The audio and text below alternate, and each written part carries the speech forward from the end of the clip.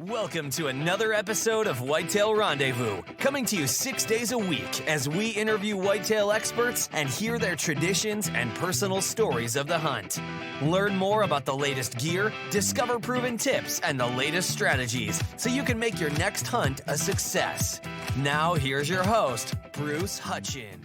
Whitetail Rendezvous is pleased to announce a partnership with GoHunt.com. Who's GoHunt.com? Well, if you're a DIY hunter, you need the information at GoHunt.com/insider. Why? Because it provides 4,200 profiles, every unit, every species, and every season. Furthermore, they give in-depth analysis, interactive maps, unit access, and seasonal trends. Draw odds are very important, and they give you the most accurate information in the business. All this is available when you go to GoHunt.com/insider. Make sure you use promo code WR when you join Insider. You'll get a $50 gift card for GoHunt.com Gear Shop. Remember, when you become a member of GoHunt.com/insider, you're going to get a $50 gift card to Go Hunt Gear Shop. What's in the gear shop? The best gear that you can buy for hunting the West. All in all, if you're hunting out West in 2018, GoHunt.com/insider is where you need to be to get all the research information. When you use promo code WR, Whitetail Rendezvous receives a small commission from GoHunt.com.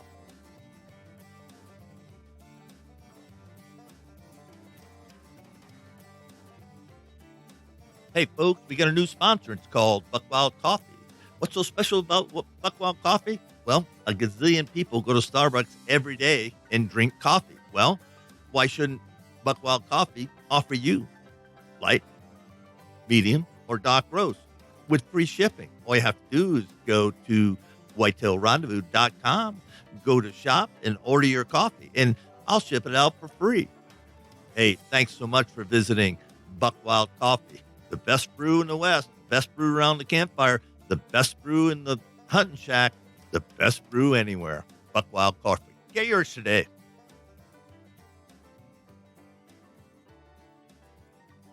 Hey, folks, welcome to another episode of Whitetail Rendezvous.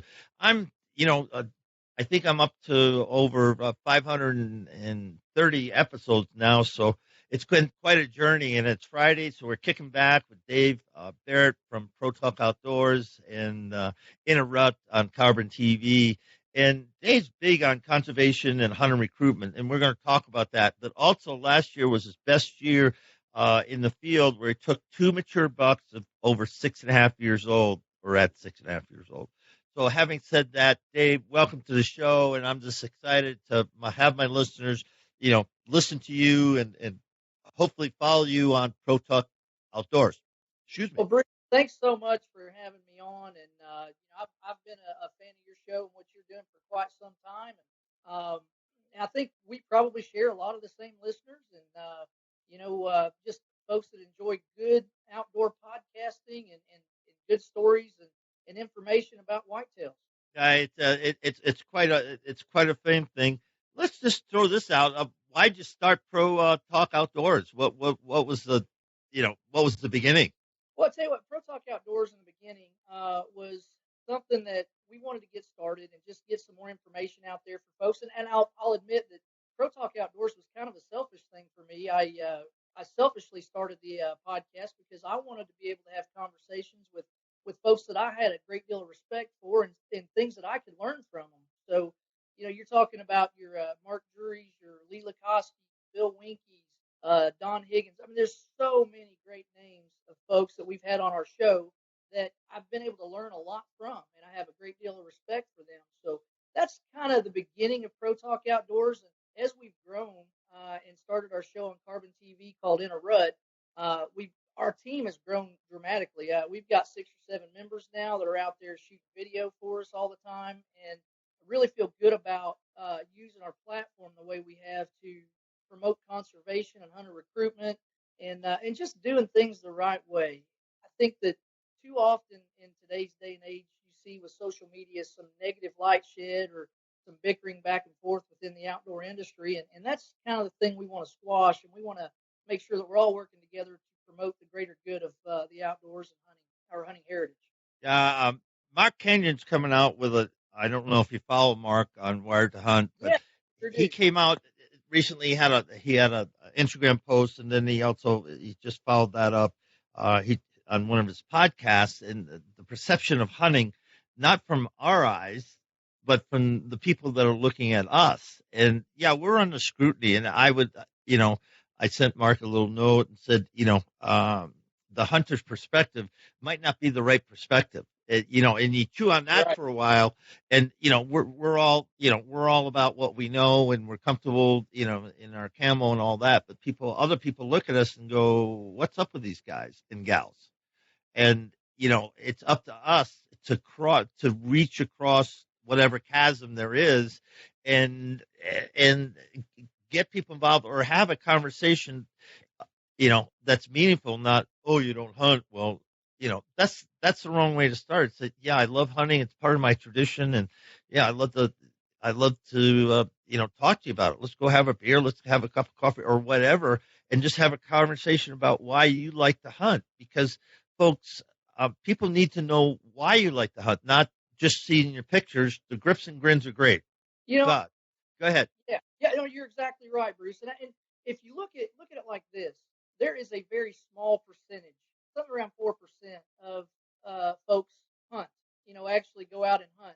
And then there's a very small percentage on the other end of that I would call your just absolute anti-hunters, people that just despise everything that we do and don't understand what we do. And then there's that huge chunk of folks in the middle that they're indifferent. They're influenced by what we do. I mean, are we putting the best message out there to let them know about exactly why we hunt?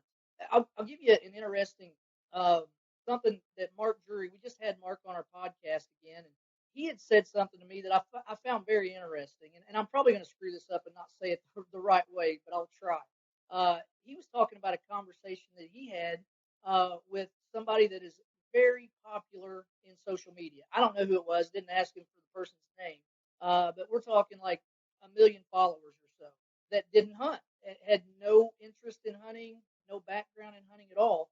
Mark asked the guy, or the guy asked Mark, he said, well, I don't think that I'd be interested in going out and shooting an innocent animal. And Mark said, well, you're looking at that wrong. It's not about shooting an innocent animal. It's about feeding yourself. And I think that really kind of hit home with that gentleman, because Mark's actually going to take him out hunting this fall, and the guy's looking forward to it. I'm looking forward to seeing how that comes out. But the whole point of that story being, most of us eat meat. Most of us will go out and eat a steak at a restaurant, or we'll go through the McDonald's drive-through, or we'll go to the grocery store and we'll pick something up. The thing is we have to take responsibility as hunters that we're actually going out and we're harvesting our food, and that's what it's more about than anything. Yeah, and that's well taken. And people, on social media, they don't see the end result. And there are people to talk about it. Chef Derek St. Romain, if you never had him on the show, invite him on your show, because he's really a good chef, and he's got great recipes. But he talks about the end product and the enjoyment of sitting down with friends, family, and having a great meal. Yeah, from the venison, just a great meal, and that provides a platform of we're enjoying the hunt just as much when we're sitting down and having that meal as when we were out and hunted that deer or the elk or whatever you're harvesting, duck right. and pheasant and all of that, because we're hunters, and the end result of hunting is eating the game. And I say to people all the time, they say, well, why do you hunt? I said, well, because I truly enjoy the journey, every aspect of it. It's an adventure for me. Plus, the meals are outstanding. And instead of going to the grocery store and picking up something wrapped in cellophane, I know where it came from. I know where it's processed, and I'm preparing it just the way I want to prepare it. And I said, it's a whole experience.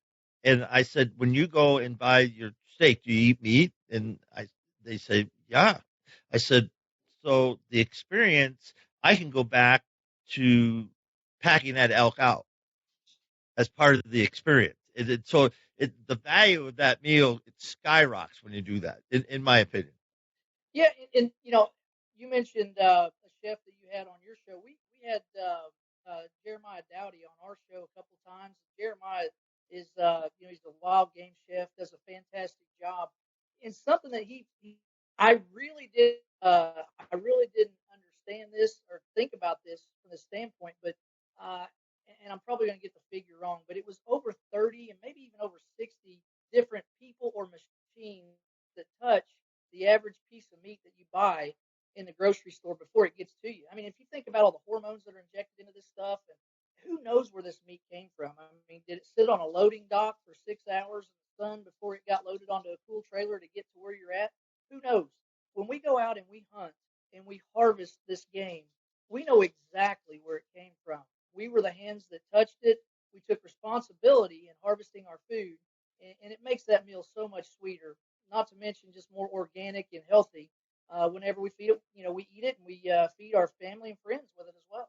Yeah, my friend Sam Ayers living in the country. He lives in L.A., works in Hollywood, and he talks to people in L.A. all the time. He says, "I got the best organic meat in the world," and they kind of look at him. Well, where do you get it? He says, "I'm a hunter," and so Right. it just takes him back. But it's the original organic meat, and everybody's into organic because I want it pure. You can't get any better. You've just stated it. We know where it came from. We know, how it was processed, and we know, how it was prepared. I mean, and it doesn't get it to me, and that's a perfect example. Here and you and I are agreeing. But if we had a person in the middle, as you said, listening to this, how would they be viewing this? I'll throw that out. How do you think they'd be thinking about what we've been talking about the last 5 minutes? Well, I think if a person in the middle that's indifferent and doesn't have a preconceived notion about what hunting is and what eating wild game is all about, I feel like if you give them an honest explanation of why it is that you enjoy hunting or I enjoy hunting or anybody has that conversation, and you can actually introduce them to some wild game, whether it be some venison tenderloin or fried turkey nuggets or any fresh caught fish, anything that you harvest out there, and they can taste it and they can see your passion and what you're about, why you enjoy taking that responsibility of knowing where your meat comes from. I don't think they can do anything but respect that. I certainly don't think that they can look at that in a negative light, especially with the argument of all the money that hunters as conservationists put back into, wild game, or I'm sorry, all the public land access that we have. I mean, for the most part, bird watchers, they're not footing the bill on keeping these public lands open and this access available to all of us. It's hunters. Hunters are the biggest conservationists out there. And I think if anybody listens long enough or looks deep enough into it, they'll see that. And they have to respect that. It's not the anti hunters that are going to support wild game. We do more for wild game in the outdoors as hunters than anybody else does by far. Yeah, I'll throw this out. I know a couple of birders, and I shouldn't say it like I know a couple of people that are professional birders, and I once said to them, I said, "What if all your camera equipment, which is as much as any hunter's equipment? I mean, some of those lenses and stuff, it's just incredible." Um, Very. I said, "So we take every time you buy a piece of camera gear, a portion of that goes to conservation. What do you think about that?" Well, there was no comeback. I said the conservation hunters, me, a hunter, has been every single time I buy a piece of gear, it goes. It's called the Pittman-Rasmussen Act, and it's distributed by the federal government to states, and there's a formula for that. But I said, why aren't birders included in that? Because you're non-consumptive. I get that, but you're using the same terrain that I am. Exactly. Absolutely. I mean, If exactly the same terrain, the same national forest. They're using all the public lands as I am, but they're not supporting it, financially. and that's a great point. That's a great point. And that's conversations that really needs to be happening.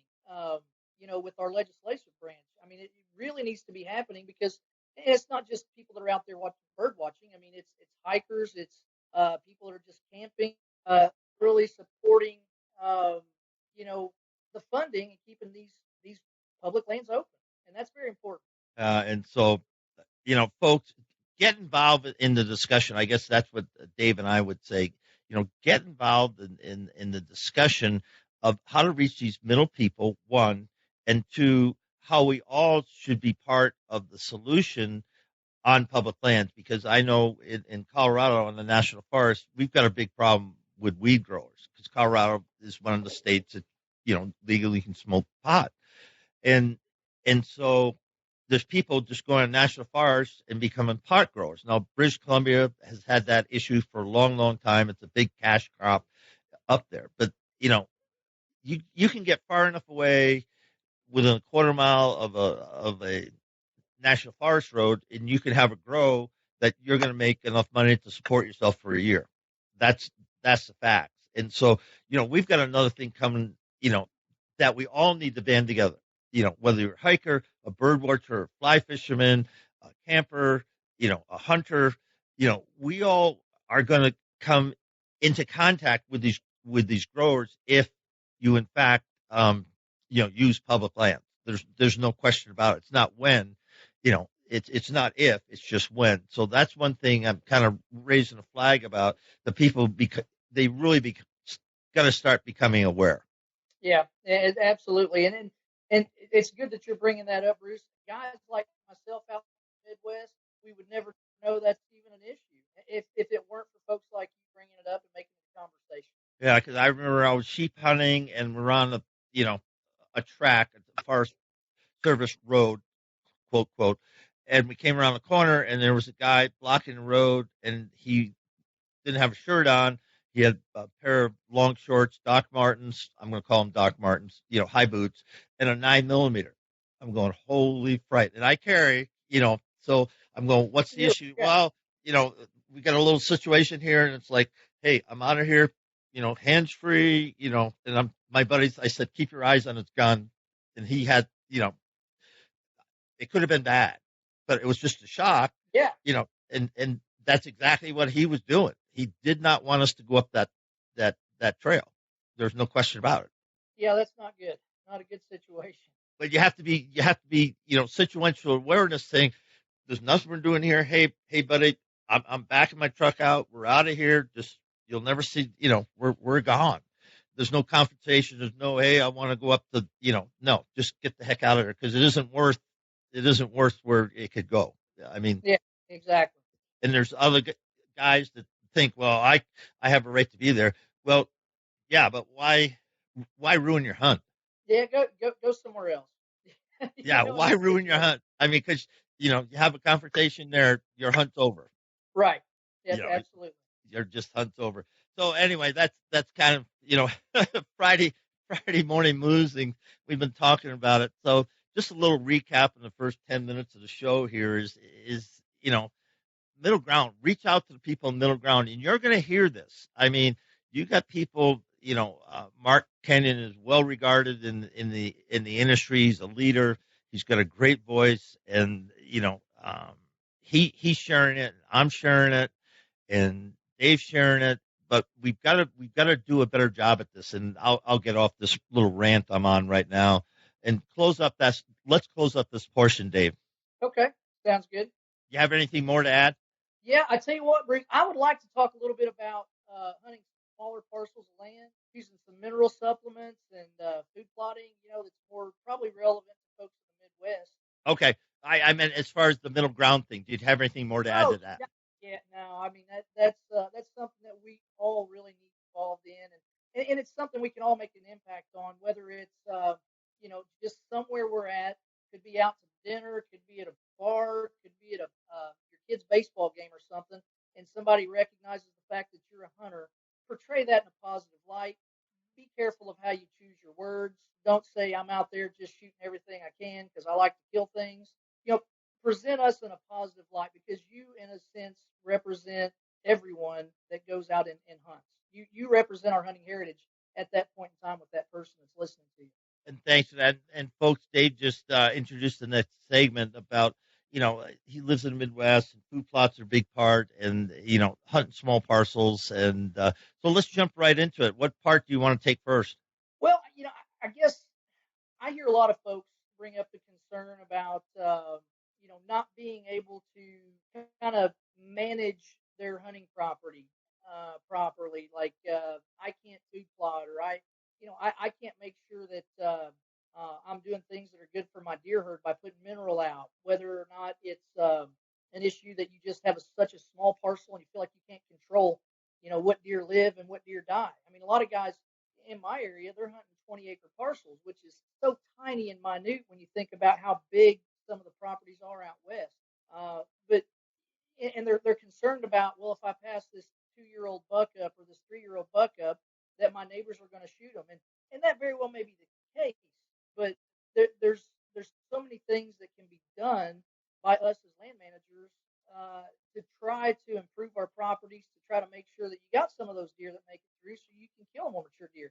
So let's talk about what are some of the things that if if if I own a 20-acre property, called you up and said, hey, what do you think?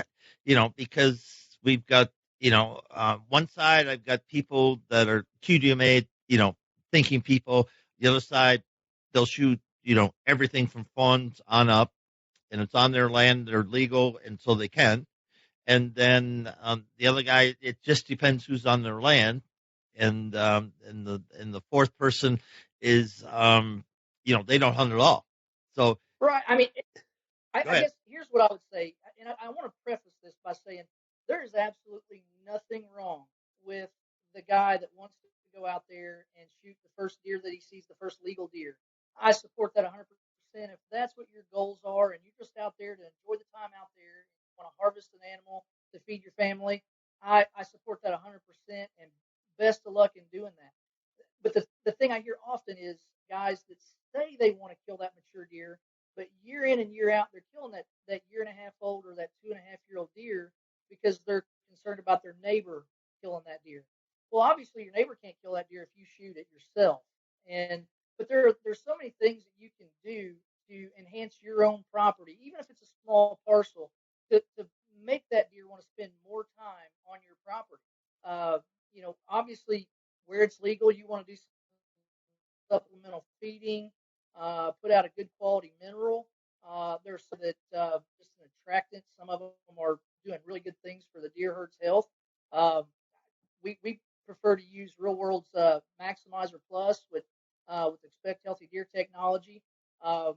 It's got a lot of probiotics in there, a lot of good things for the deer's overall health.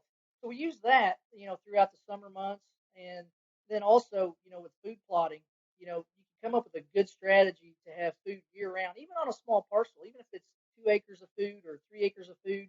There's so many things you can put out that's going to help keep those deer on your property more often than not, and not run them over to your neighbor where they may get shot. What I on the 20 acres, um, you know, think about it. If you got a guy in QDMA, he's doing everything to grow his herd. He's trying his best. The neighbor, let's say the neighbor to the north, the neighbor to the east, he'll shoot because he's got a large family. He wants to eat deer. The guy in the south, he's kind of, they'll show up, but they're more social hunters, and they might hunt, they might not.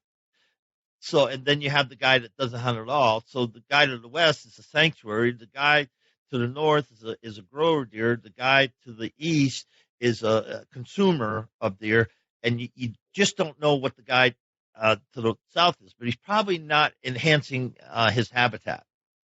So you got a perfect. Right. You got three people, or actually four sides of you that are helping you do what you want to do, and there's only one person, so you got 3/4 of the equation to your favor. People don't think about that, in my opinion.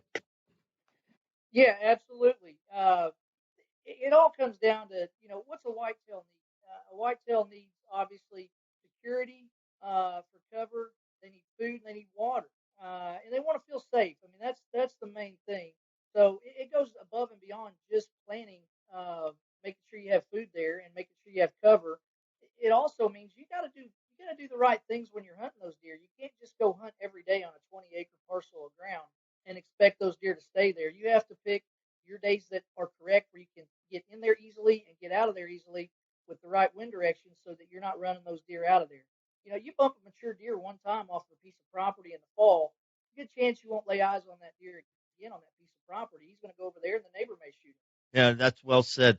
Now, going back, on these small parcels, how do I set up my crops? Because I believe that you should have something available to deer where legal, 365 days a year. That's what I believe. So, how do we do that? How do I do that out of my 20? Well, here's what we've done in the past, and it's worked really well. Let's just assume that you have a couple of acres that you can clear. Whether or not you own it or lease it, it's something that you can actually plant. The owner or the farmer has given you permission to do something with it to enhance the property. So what we're going to want to do is obviously it'd be nice if you can have some clover there, clover chicory, something that's going to start growing early in the spring, so those deer are eating that's palatable as soon as even before you start getting any kind of green up around. You want to have something there for them to eat. But that goes into, you don't want to have all clover because once you get a good hard frost, it's not as palatable for those deer. So it's really good if you can put out something like soybeans. Soybeans are fantastic late in the season, and if you can get them to a mature stage where there's a lot of pods there, the deer will eat on those all the way up until springtime hits the following year.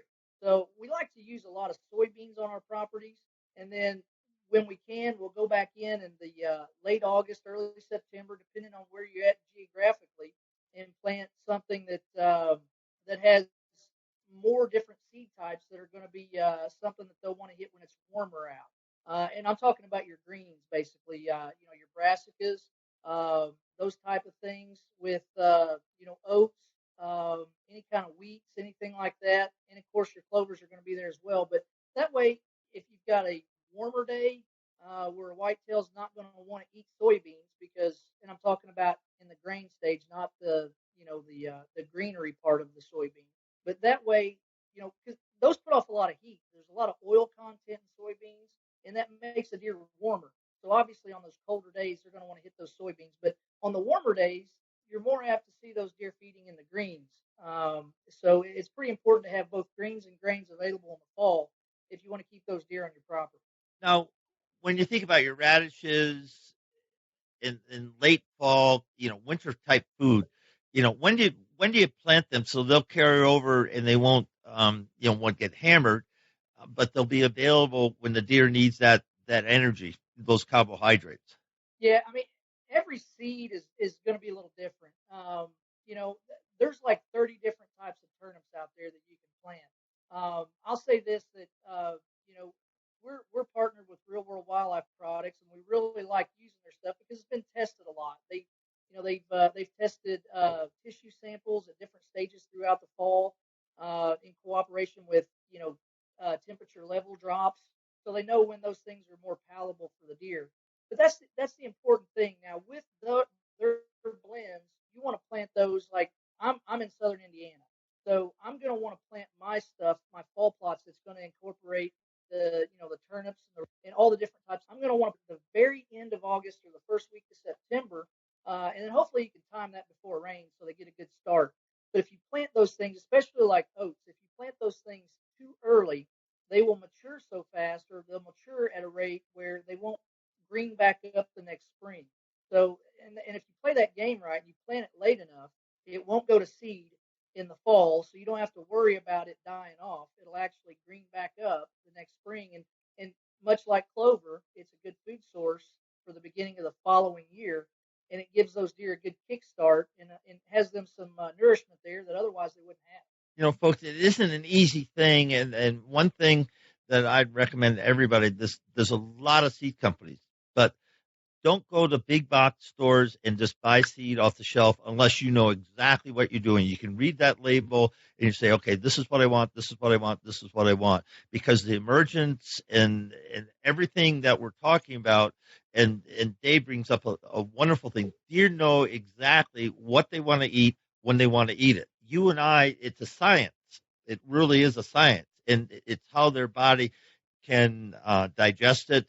Deer in northern Wisconsin have been going to deer yards forever, and they're 100% on browse. That's all they're on. They're just on browse, and that's how they carry themselves through. The rest of the year, they move from here to here to here to different food sources. So you have to become a student. And I just finished Deer One, QDMA, Deer One stewardship, and I've only been hunting deer for 52 years, and I learned so much. It was like, are you kidding me? And it's a great class. And I'll give a shout out if you've never taken it, if you're serious about learning about deer and what deer need. It's a wonderful class. Um, but what Dave said, it's just deer will go and they know what they need when they need it, and it doesn't matter what you have planted. You have to ask other people. Okay, where's the science behind this? It isn't just grabbing clover and throwing it out, throw and grow type stuff. Be strategic, and the better you are, the more the deer are going to say, this has everything I need for every season of the year that I need it. See, to me, that's the key. It's providing the deer what they need when they need it. It absolutely is, Bruce. You brought up a great point. It's all about, folks, educate yourself on, what is the best seed for the deer at different points in the season. Do a lot of research on that. And then also, if you're going to these big box stores and you're looking at the seed, read those seed tags. There's so much in tags there. They're going to tell you exactly the percentage that is seed in the bag, and then there's that inert matter there. That if that's a big number, if you've got like 40% of inert matter in that bag, that means you're only buying 60% of that bag of seed. So educate yourself, know what to plant, when to plant it, and there's so much information out there. You can get online and go to a reputable website or a Facebook page that's got a lot of knowledgeable folks on there. One that I get on often is Habitat Managers on Facebook. There's a lot of folks on there that really know what they're talking about, and they can give you some good information and good advice on what to plant and when to plant it. Yeah, and Land and Legacy are good friends of mine. Adam Keith and Matt Dye, and I think they have really good information, and they'll answer your questions. They really will. And if you're not on the message boards or on social media, around people that are sharing information, find them, because, if you're, serious about, increasing the health of your herd, if you really are, you don't have to hire somebody to do it. You don't have to hire Land and Legacy to do it. There's people that are working, they don't have the time, so they hire those guys and say, figure it out for me, because I don't have the time to do it. There's a rising business, I know, where guys will go in and custom food plots, like custom harvesting, custom food plots now. They'll just go in and they'll manage your land the whole year, so you don't have to go out and buy the equipment and do the whole thing. If you put a pencil to it plus your time, that isn't actually a bad idea. Yeah, not a bad way to go. It's not a bad way to go. A lot of guys are farmers. I'm not. I've made so many mistakes with food plots, and now I'm working with the guy that land I hunt, and I'm getting his son and different people to say, okay, but I'm stupid. I just don't know this because I grew up. I grew up in New York, Long Island, New York. Give me a break. Yeah. There's a learning curve there. There really is. And you're not going to have the perfect food plot the first year out. And look, folks, it doesn't have to look beautiful. I mean, it doesn't have to look like an ag field or anything like that. The number one point, the whole thing is feed your wildlife. I mean, that's what it's out there for. And I've heard guys complain about, well, I put this food plot out and the deer ate it down and I didn't get a hunt over it. Well, so what? I mean, you fed the wildlife. You made a positive impact on your deer herd. So find something else to plant to follow that up, so they have something to eat late season. I mean, it's a win-win. You can't lose by putting food in the ground for your wildlife. Yeah, because anything that germinates is good. If it doesn't germinate, then you just threw dollar bills on the ground. I mean, let's face it. But if it germinates, then there's something positive happen, even if you didn't hunt over your food plot. Something you fed the turkeys, the squirrels, the rabbits, the grouse, the deer, whatever's hanging out, you fed them. So that's not all bad. No, it's a good thing. It's a good thing for sure. Say, let's switch it up. Let's talk about your season last year.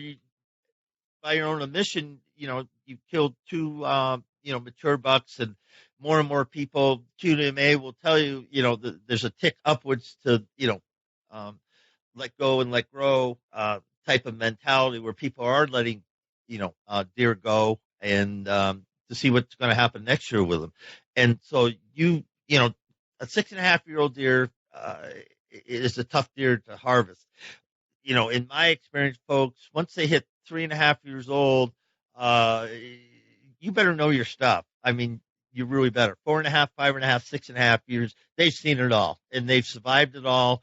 And the only reason they're that age is because they're really, really smart. Yeah, absolutely, Bruce. I did have a great year. I was hunting a new property in Kentucky and worked our tails off. I can't take complete credit for this. My group that was hunting the farm with me, we did a great job of putting out food plots, running mineral sites, uh, good reconnaissance with our cameras.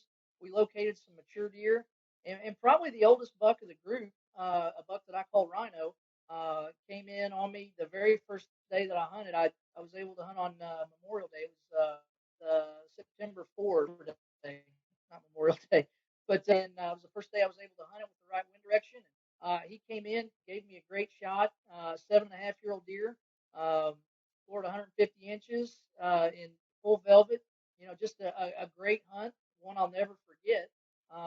In Indiana, I had a buck that was 6.5 that knew well, had pictures of from the time that he was 3.5 on up. And I thought maybe he had actually gotten harvested the year prior because I had no pictures of this deer when he was 5.5, no sightings at all. But it was something to do with the crop rotation. He just wasn't there. He went somewhere else. But we had pictures on when he was 4.5 within days. I mean, my brother hunts a farm that's a mile away from me, and he got pictures of this deer when he was 4.5 and 6.5 on the same day off of the same camera, the same tree. I got pictures of this deer when he was 4.5 and 6.5 during the same week time frame in the first week of November on the same ridge. We even named the ridge after him. I had a stand there, called it Curly Ridge, but we were kind of cursed with a whole bunch of east winds this past fall in that first week of November, and I couldn't get in there and hunt him, even though I knew he was there. And he lit up my camera every day. He was running that ridge consistently. But the fortunate thing was that I had some standing beans still planted, and we got a good cold snap consistently to harvest him with a muzzleloader. Half giant deer by 8 inches is blessed with that deer than the size or anything.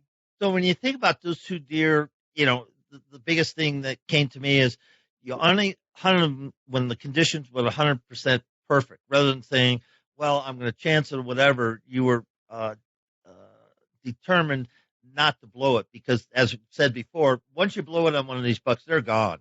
I mean, they're just gone. Absolutely.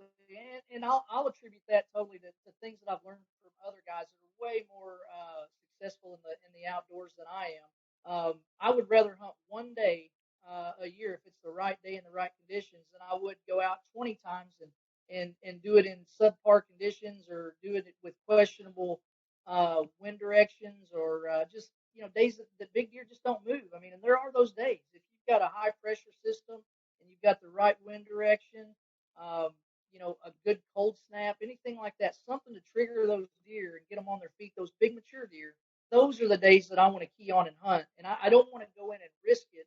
You put a lot of effort into these deer, whether it's in the summer, you start by looking for their sheds the previous year, you're running cameras, you're feeding them in the summer, you're figuring out exactly where they're at, you're hanging tree stands.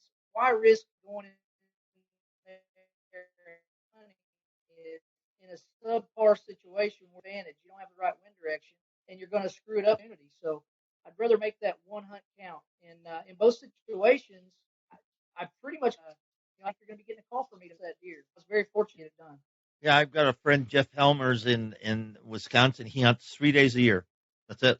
3 days. On 40 acres. He hunts 3 days a year. And that's probably smart because on a 40-acre parcel, it's hard to get in there and hunt it a lot without blowing it out.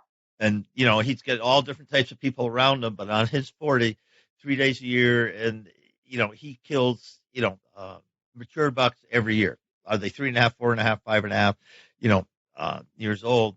But because of that, then it becomes that security place, the safe place, the sanctuary, all the rest of the year. He doesn't gun hunt it. He only archery hunts it. Yeah, and that's wise. Bruce, I've got to move a little bit here as we're talking. I'm afraid my battery's going to run dead on me, so I'm going to go to a charger here and get this thing plugged in. Okay.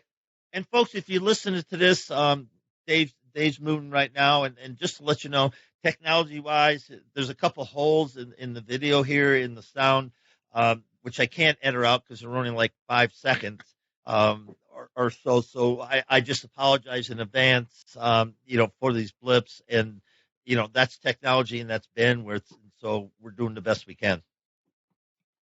Yeah, I apologize about that, Bruce. No, that's fine. Well, I got a little, we've had some fade ins, fade outs.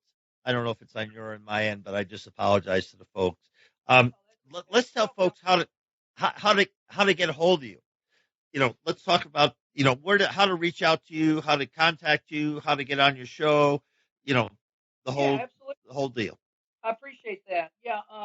We've got a website, another one of those little blips there, Bruce. I apologize. ProTalkOutdoors.com. We're on Facebook, Pro Talk Outdoors, Instagram as well, Pro Talk Outdoors. Me personally, I'm on Facebook as Dave Barrett. You can look me up on Instagram as well. We've got a show called Interrupt on CarbonTV. We'd really appreciate anybody checking that out. We'll be releasing season 2 for the fall, probably sometime late July, something like that. And then, we had a really successful turkey season, so we'll be releasing that stuff sometime after the whitetail season's over. Let's get to what I know near and dear to your heart, conservation and hunter recruitment. And we've got 10, 15 minutes left, so let's spend the last part of the show just talking about those things, because I know you're a big proponent of conservation and hunter recruitment. Yeah, and I appreciate that. And any chance that I have to take advantage of the platform that, with the podcast or the videos or anything that we want to talk about, because those are the important things when you really think about it. I mean, it's something that I think a lot of folks take for granted because we've been able to hunt for years and years. But the given fact that the hunter numbers are dwindling. I mean, you look at 5-10 years ago, 7% of the public hunted, and now we're down to about 4%. We're becoming a smaller part of that minority, and we have to make sure that we're representing ourselves in the correct way. So hunter recruitment's huge. Something that I learned just recently we did a podcast with Mark Drurys, I mentioned before, and he had just recently met with the Missouri Department of Natural Resources, and they brought up hunter recruitment and talking about the youth that had started taking advantage of the youth seasons, which a lot of states do a really good job of getting the kids out there first and giving them a good opportunity. But something that they talked about that I was really to find out that by and large, the majority of these kids that are going out in youth season hunting, whenever they're not eligible for that youth hunt anymore, they just disappear. They're not going back out and purchasing license and doing it on their own. It's like if they don't have a mentor taking them out hunting, they're just giving up. They're not participating anymore. So we have to do a better job of making sure that we're not just taking these kids out on canned hunts and setting them up. I think we need to do a better job of getting them involved with the entire process. Let them go out and help us put out mineral and food plots and check trail cameras and set up tree stands or ground blinds. Let them know the entire process so they have a little bit better understanding of what it's all about, and they have, more ownership of that success than just showing up on the day of the hunt and pulling the trigger. I think that would help out a huge deal. So if I hear what you're saying, you and I are 365, hunters. Either we're talking about it, we're actually engaged in it, or we're listening to somebody talking about it. I mean, we're engaged in the process all year long. So, it's important to me to make sure the people that are mentoring or you're bringing along that they see the whole process. I guess that's what you're trying to say. Yeah, absolutely. I mean, and I'm going to sound like an old codger here, Bruce. I don't want to sound like that at all. But and I think a lot of it goes back to it's the day and age where in our educational system, every kid gets a ribbon. If you're going to invite one kid to a birthday party, you got got to invite the whole class. Everybody's entitled. We're raising an entitled generation right now, and I feel like if we make sure those kids are earning their success in the outdoors, they'll appreciate it a whole lot more. And that's not meant to discourage anybody or anything. You got to. It's kind of, but I do think we have to do a better job of letting these kids appreciate the entire hunting experience and not just going out there and sitting in the blind on the day that you actually hunt.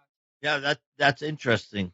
I'm talking to a guy named Chris Joe down in Alabama, and he's going to start doing things with his farm. They're ranchers and farmers down there, and they really want to get involved with youth recruitment. And that's his thought. They're going to see the whole process. It isn't just invite them out, make sure they get the tag, hunter safety, all that, and they go in the stand and shoot a deer, but they don't see why the deer's there. They don't realize, how that deer got to be in that bean field. Yeah, that's a very important aspect there. And what'd you say his name was? Chris Joe. Chris Joe? Yeah, Chris Joe. And the Adventure of, and that's the name of his organization. He's just getting started. He's a 501c3, just getting started. And he reached out to me. I'd heard my show and he reached out to me. So I'm trying to help him. And, I got in touch with the University of Montebello in William Crawford down there in Alabama. And they've got they got an outdoor school, a full credit course curriculum. And oh, wow. Yeah, a course curriculum and outdoor scholars. Pardon me, William. I'm sorry that I didn't remember it, but outdoor scholars, and it's just growing in leaps and bounds. It just leaps and bounds because they're helping kids understand the whole process. So they'll graduate with either a degree in biology or wildlife management or something like that. So they'll get a 4-year degree, but they've seen the whole process. But it's both classroom and experiential. And so, what a great way to, take some kids and who want to be in it, not just in wildlife management, but they want to be in the whole process to teach other people how to enjoy the whole process. Does that make sense? Oh, perfect. And I think that's a wonderful thing they're doing there. Hopefully that catches a little bit and carries. Well, it's just going great. And William Crawford's the guy you need to get a hold of at the University of Montebello. Montebello. I don't know. Yeah. Check it out. Yeah, that's a great idea. Yeah, so I mean that's something that we really need to be paying attention to as far as hunter recruitment goes. And as far as conservation, um, I really feel strongly that there's so many things that we can do as outdoorsmen that we're probably not doing a good enough job of. And it's not a financial thing necessarily. It can be an effort doing with Pro Talk Outdoors is taking a day and just going out to public grounds. It can be a private piece of property, but something that there's a lot of trash needs picked up out there. Whether or not it's close to a roadside and people are just littering, throwing stuff out. It doesn't take much time or effort to do that. But, speaking from experience, I know I feel a whole lot better about myself after I get done working on a piece of state property or federal property, just cleaning up and just helping out the environment. Did I lose you, Bruce? Yeah, we're losing. It's getting more perturbing to me because we're fading in and out, and I don't know if it's on my end or your end. But folks, I've had a great time because I can't hear Dave anymore. I don't know if you can hear me, but I've had a great time with Dave Barrett this morning with Pro Talk Outdoors, and we touched on a lot of things. We touched on meeting people middle ground. We touched people. We touched about how to manage your land, 20 acres and up, and also about conservation and recruitment. Dave, any final thoughts? Just stay involved, folks. Get out there, enjoy the outdoors. At any point in time, I do want to say this. At any point in time, reach out to myself or anybody with Pro Talk Outdoors. If you have any questions, anything you'd like to hear on the show, anything that we can help you out with, be more than happy to help out in any way we can. That's why we do this. We don't do it for fame or fortune because we don't have either one of those things. We do it because we enjoy it. We enjoy talking to folks in the outdoors. So, reach out to us. Love to hear from you. And with that, on behalf of thousands of listeners, we're almost a 250,000 listeners all time on Whitetail Rendezvous. So, people here, hear the guests that I bring on, and it's just been a pleasure to have you on. I can't wait to have you on again because you're my type of people. Absolutely, Bruce. Anytime, buddy. I love catching up with you and just shooting the breeze and seeing what's going on. I'm always a phone call away, buddy. Okay, works for me. Next up, we're heading to north central Minnesota with Eli Gazelle. And Eli has a blog called Whitetail Underground. He's got a YouTube channel the same, and you can find him on Facebook or Instagram. Eli likes to keep it real. And on the show, we're going to talk about reality TV. And sometimes what we see doesn't seem real to us. I know it doesn't seem real to me on some of the shows. And, what we don't see is all the B-roll.